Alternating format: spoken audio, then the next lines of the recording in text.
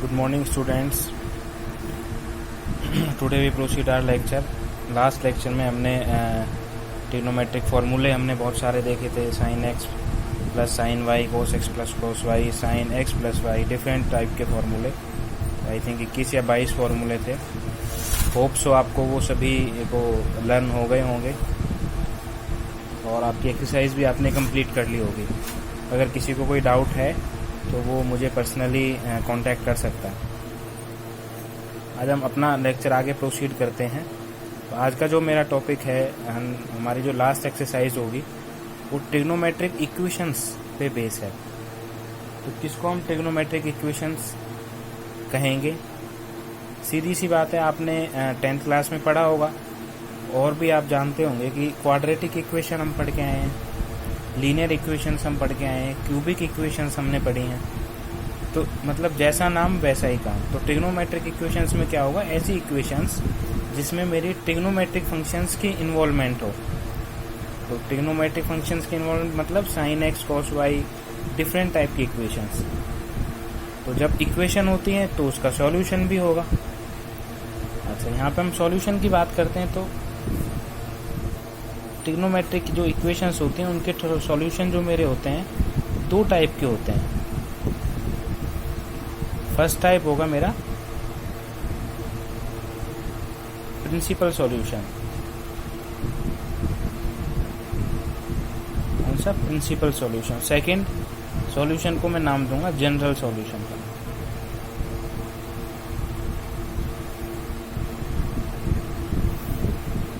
अब बात आती है यहाँ पे किस सॉल्यूशन को मैं प्रिंसिपल सॉल्यूशन कहूँगा और किसको मैं जनरल सॉल्यूशन कहूँगा. तो एक एग्जांपल की हेल्प से हम समझते हैं यहाँ पर कि अगर सपोज करो दिया हो, मुझे इक्वेशन दी हुई हो कि साइन एक्स इक्वल टू √3/2 और मुझे कहा जाए निकालने के लिए कि भाई इसका प्रिंसिपल सॉल्यूशन भी फाइंड करिए और इसका जनरल सॉल्यूशन भी फाइंड करिए. तो हम इसका प्रिंसिपल सॉल्यूशन कैसे फाइंड करेंगे?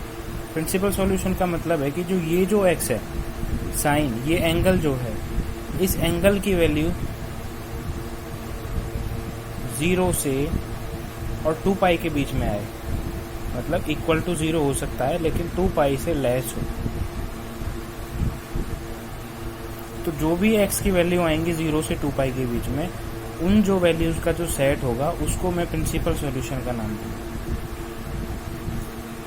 और उसी एक्सप्रेशन में अगर मैं उसको जनरलाइज कर देता हूँ, मतलब उसमें मैं n लगा देता हूँ, x की वैल्यू में अगर मैं n लगा देता हूँ तो वही मेरी जनरल सॉल्यूशन हो जाएगी. देखते हैं साइन एक्स इक्वल टू √3/2. तो इसका मैं प्रिंसिपल सॉल्यूशन अगर मैं फाइंड करूँ तो क्या होगा कि साइन एक्स की वैल्यू √3/2 कितने पे होती है?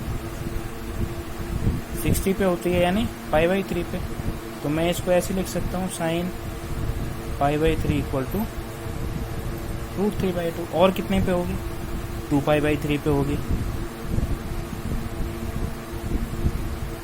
लेकिन 2π/3 को मैं कैसे लिख सकता हूँ? Sine pi minus π/3. ऐसा मैंने क्यों लिखा? क्योंकि पाई माइनस करने पे सेकंड क्वाड्रेंट आ जाएगा और सेकंड क्वाड्रेंट में मेरा जो साइन होता है वो पॉजिटिव होता है. तो ये साइन पाई माइनस थीटा क्या होगा? थीटा, यानी साइन π/3 हो गया. और इसकी वैल्यू मेरी √3/2. तो 0 से और 2 पाई के बीच में मुझे ये दो वैल्यूज मिलेंगी. कौन कौन सी? एक तो π/3 और एक 2π/3. तो इस इक्वेशंस के साइन x इक्वल टू √3/2 के जो π/3 और 2π/3 हैं वो मेरे प्रिंसिपल सॉल्यूशन होंगे.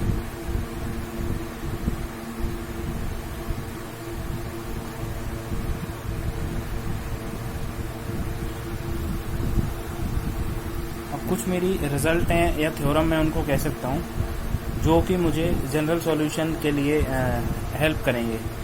तो रिजल्ट लिख लो इसको. रिजल्ट लिख लो. फर्स्ट रिजल्ट है मेरा, अगर मेरा sine x equal to sine y है फॉर एनी रियल नंबर, लिख सकते हो for any real numbers x and y, if sin x equal to sine y, तो क्या होगा देन, या this implies x equal to, मतलब जब ये दोनों मेरे इक्वल होंगे तो x की ऐसी वैल्यू होगी जो कि जिसमें y भी इंक्लूड होगा, तो क्या होगा x equal to n pi plus minus 1 raise to power n y, where n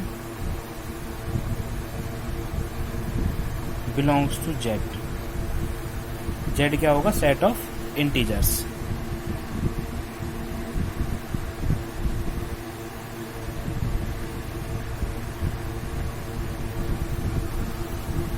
तो ये मेरा फर्स्ट रिजल्ट है, आप उसको थ्योरम भी कह सकते हैं कि अगर किसी भी रियल नंबर के लिए साइन की दो वैल्यूज इक्वल हों, sine x equal to sine y, इस फॉर्म में अगर मेरी इक्वेशन हो तो वहाँ पर जो एक्स की वैल्यू होगी वो मेरी होगी n pi plus minus 1 raise to power n Y.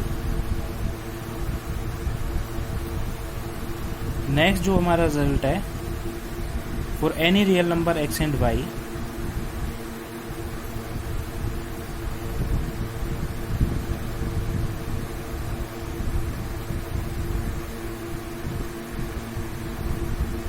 if cos x equal to cos y, तो ये क्या इंप्लाई करेगा, सेम कि x equal to 2n pi plus minus y, where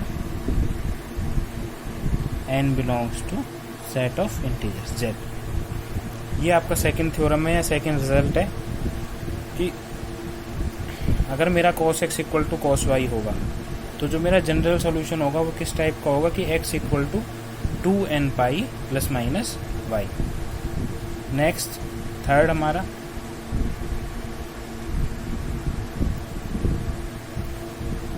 third है हमारा कि if x and y are not odd multiples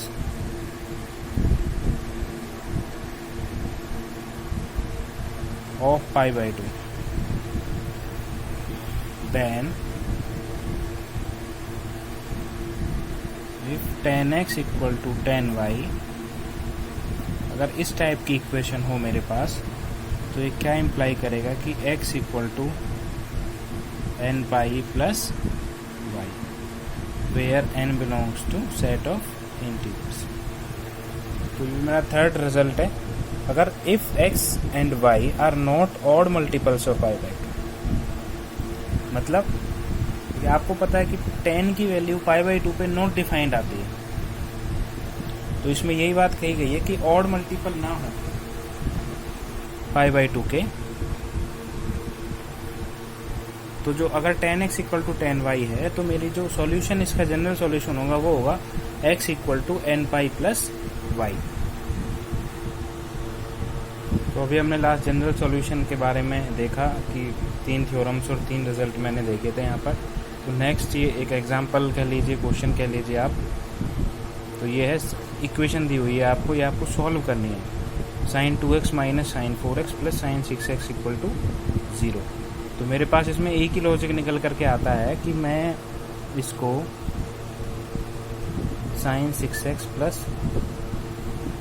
sign 2x minus sine 4x equal to 0, ऐसा मैंने क्यों किया, बिकॉज 6x और 2x अगर आ जाए मेरे पास यहाँ पर तो मैं इसमें sine a plus sine b का फॉर्मूला लगा दूंगा, तो वो क्या होता है 2 sine a plus b by 2 और 2 sine a minus b by 2, तो वहाँ से मेरे पास साइन 4x की टर्म यहाँ पे आएगी। देखते हैं कैसे, sine x plus sine y या sine a plus sine b, क्या फॉर्मूला होगा 2 साइन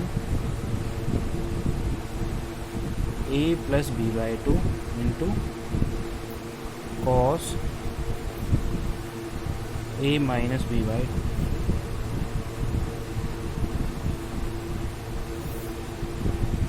2। थोड़ा सॉल्व कर लेते हैं। 2 साइन कितना हो गया 8x/2 into cos 4x/2 minus sine 4x equal to, यहाँ से 2 से ये 4 टाइम्स कैंसिल, ये 2 से ये 2 टाइम्स कैंसिल, तो 2 साइन 4x इंटू कॉस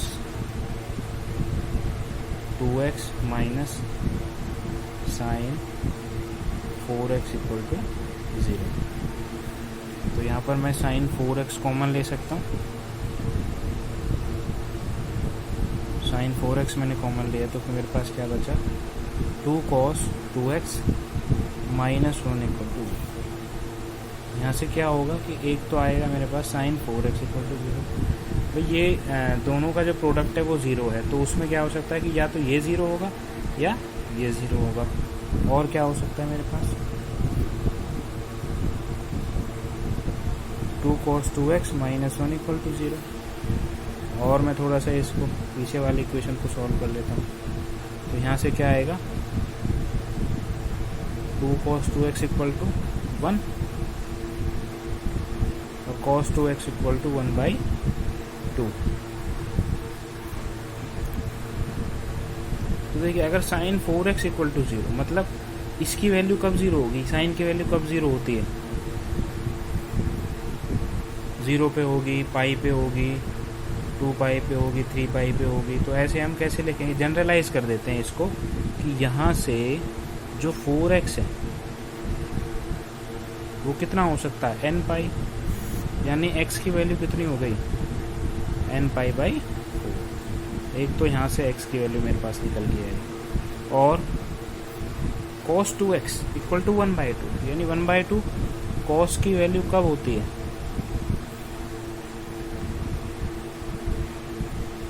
60 पे, यानी cos π/3 पे।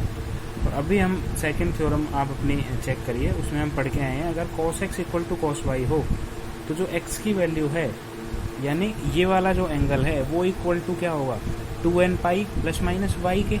तो यहाँ पर x की वैल्यू मतलब पहले वाले एंगल की जो वैल्यू है 2x है और y की वैल्यू यहाँ पर π/3 है। तो यहाँ से 2x मेरा कितना हो जाएगा 2x equal to 2n pi plus minus π/3 where n belongs to set of integers z। और उसको थोड़ा सॉल्व 2 कॉमन ले सकते हैं हम इसमें से, तो x इक्वल टू क्या आ जाएगा फिर n पाई प्लस माइनस π/6। तो इस ये जो इक्वेशन है, इस इक्वेशन के मेरे पास 2 सॉल्यूशन आ गए, एक ये x की वैल्यू और ये x की।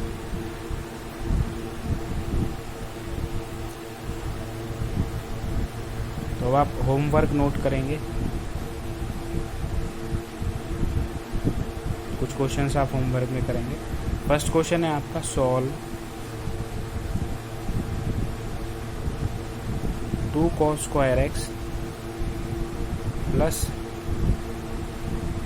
3 sin x equal to 0। Next है आपका find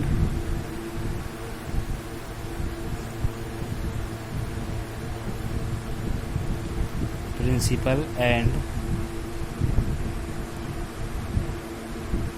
general solution of, first है आपका tan x equal to √3, second है आपका cosec x इक्वल टू -2। इन दोनों में आपको प्रिंसिपल सॉल्यूशन और जनरल सॉल्यूशन आपको फाइंड करना है। नेक्स्ट एक लास्ट क्वेश्चन है आपका साइन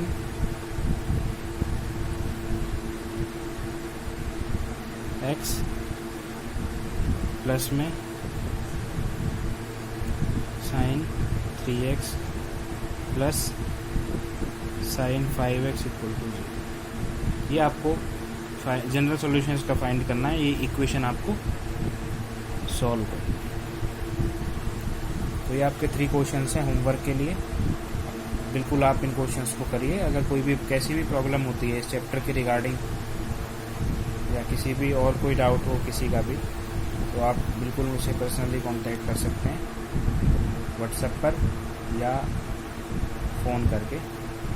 लेकिन ये होमवर्क जो मैंने आपको दिया है, ये जो 3 क्वेश्चन है, इनको आप सभी अपनी अपनी फेयर नोटबुक में करके और मुझे इनकी पिक्स क्लिक करके सेंड करेंगे। और जो भी आपका साथ के साथ जो काम चल रहा है, आप इसको एक फेयर नोटबुक में नोट करते रहेंगे साथ के साथ। जब स्कूल्स ओपन होंगे तो मैं सभी की जो कॉपी चेक होगी, तो उसमें नोट्स आपके अगर प्रिपेयर होंगे तो आप ही को फ़ायदा मिलेगा। Thank you.